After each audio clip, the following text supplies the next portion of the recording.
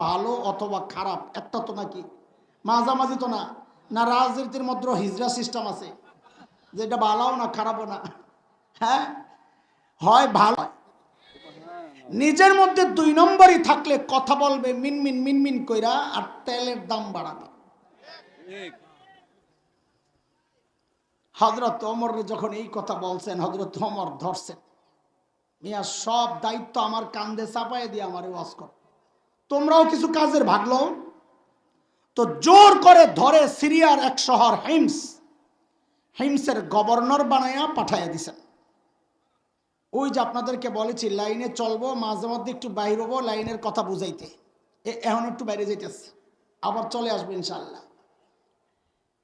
দুনিয়ার সিস্টেম হচ্ছে যে এলাকার মানুষ যত ধনী হয়, ওই এলাকার জনপ্রতিনিধি যারা মেম্বার চেয়ারম্যান এমপি তারাও ওই রকম ধনী হয়।